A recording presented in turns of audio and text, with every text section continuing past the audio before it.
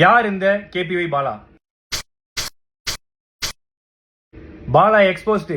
பாலா வந்து ஒரு சர்வதேச கைக்கூலி. இவன் ஒரு ஸ்கேமு. இவன் மாட்டோன்னு நினைச்சா வாங்கடா அடிக்கலாம்.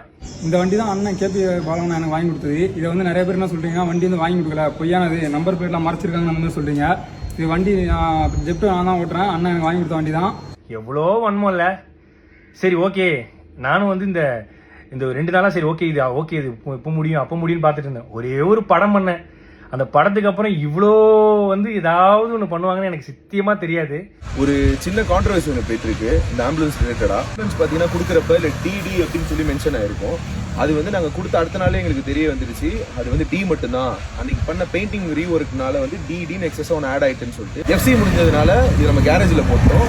அதுக்கு ரீப்ளேஸ்மெண்ட்டாக ஆம்புலன்ஸ் நம்ம கொடுத்து அது பயன்பாட்டில் இருந்துட்டு தான் இருக்கு மக்களுக்கு. அதில் எந்த விதமான பிரச்சனையும் எதுவுமே கிடையாது. ஸோ இந்த ஆம்புலன்ஸ்னால எவ்வளோ குழந்தைங்க பிறந்தாங்க, எவ்வளோ பேர் உபயோகம் அடைஞ்சாங்க, எவ்வளோ உதவி பண்ணுச்சுங்கிறத பற்றி யாருமே பேசவே இல்லை. இந்த ஆம்புலன்ஸ் வந்து ஒரு நம்பர் பிளேட், ஒரு டி பிரச்சனை, சின்ன டி, அந்த டி பிரச்சனையை வச்சுக்கிட்டு எவ்வளோ பண்றாங்க. இந்த ஆம்புலன்ஸ் மூலியமாகவும் இந்த எத்தனை ஊருக்கு தண்ணி இல்லாத ஊருக்கு தண்ணி கிடைச்சி அந்த ஊர் மக்கள் வாழ்ந்துட்டு இருக்காங்க, எவ்வளோ ஆட்டோ டிரைவர்ஸ் இருக்காங்க. அது மட்டும் இல்லாமல் இந்த ஆம்புலன்ஸ் எவ்வளோ பேர் பொழைச்சிருக்காங்க இந்த ஆம்புலன்ஸ் சர்வீஸில். அது இல்லாமல் எவ்வளோ பசங்க வந்து படிக்கிறாங்க. இதெல்லாம் சொல்லக்கூடாது. அதெல்லாம் யாரும் நம்ம வந்து நல்ல பண்ற விஷயங்களை, பாசிட்டிவான விஷயங்கள் எதுவுமே போடுறதில்ல. ஏதோ ஒரு சின்ன டி ஸ்டிக்கர் பிரச்சனை, அதை வச்சுக்கினியும் எக்ஸ்போஸ்டு முகத்திரை கிழிஞ்சது, அதுலயும் ஒருத்தர் போட்டிருக்காரு சர்வதேச கைக்கூலியா. ஐயா நான் தினக்கூலி, அது கூட பரவாயில்ல. இந்த ஹாஸ்பிட்டல் வந்து இவன் கட்டுறான், எப்படி இவனுக்கு உள்ள காசு? ஏங்க நான் ஈவென்ட் போறேன், நான் வந்து ஆங்கரிங் பண்றேன், நான் படம் நடிக்கிறேன், ஆட் ஷூட் பண்றேன், அதை தாண்டி நான் ஃபாரின் ஈவெண்ட்ஸ் போறேன். இதுலயும் வந்து இவருக்கு ஃபாரின்ல இருந்து யாரோ காசு தராங்க. யாருங்க காசு தருவா அந்த காலத்துல? என்கிட்ட ட்ரஸ்ட் கிடையாது, என்கிட்ட எந்த விதமான கிரவுண்ட் ஃபண்டிங் ஆக்டிவிட்டிஸ் பண்ற எதுவுமே கிடையாது. நான் சொந்தமா சம்பாதிக்கிறத மட்டும் தான், நான் டே நைட்டா ஓடி சம்பாதிக்கிறதா பண்றேன். அதுலயும் எப்படி ஹாஸ்பிட்டல் கட்டினா அவ்வளவு காசு வேணுமே, இவ்வளவு காசு வேணுமே? ஏங்க நான் வீடு கட்ட வேண்டிய அந்த கால் கிரவுண்ட் இடத்துல பின்னாடி அமுதவானன் ஒரு கால் கிரவுண்ட் வாங்கி அரை கிரவுண்ட்ல வீடு கட்டுற இடத்துல நான் வந்து ஒரு சின்னதா ஒரு கிளினிக் கட்டுறேன். அதுக்கு வந்து சொல்றாங்க எப்படி வந்து இவருக்கு இவ்வளவு காசு கிடைக்குது? ஏங்க இதே நான் வந்து ஒரு 1.5 கோடி ரூபாய்க்கு லக்ஸரி காரும் ஒரு அடுக்குமாடி வீடும் கட்டியிருந்தா உனக்கு எந்த பிரச்சனையும் வந்திருக்காரு நிறைய பேர் சொன்னாங்க. பட் அந்த அடுக்குமாடி வீடுக்கு பதிலா அந்த ஹாஸ்பிட்டலும் இந்த லக்ஸரி காருக்கு பதிலாக ஆம்புலன்ஸ் வாங்கணும்னு நினைச்ச ஒரு விஷயத்தினால இவ்வளோ பிரச்சனை வருது.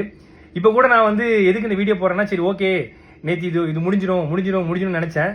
பட் இல்ல, இது வந்து முடிகிற மாதிரியே இல்லை. ஸோ அதனால தான் வந்து ஏன்னா நம்மளுடைய பேரை வந்து மக்கள் கிட்ட கலங்கடிக்கணுங்கிற ஒரு விஷயத்துக்காக இவ்வளவு விஷயங்கள் நடந்துட்டு இருக்கு. பரவாயில்ல.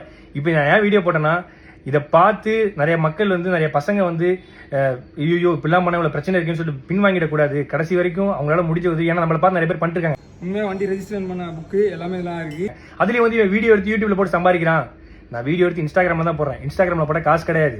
யூடியூப் சேனல் வச்சிருந்தா தான் காசு. என் யூடியூப் சேனல் கிடையாது. ஆனா என்னை பத்தி தப்பா பேசி யூடியூப்ல போட்டு தான் ஒரு சிலர் காசு சம்பாதிச்சிட்டு இருக்காங்க சமீபமா.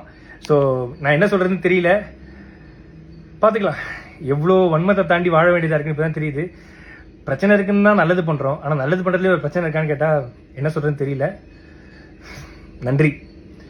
இந்த 2 நாளா நான் படுற கஷ்டத்துக்கு எல்லாத்துக்கும் நன்றி.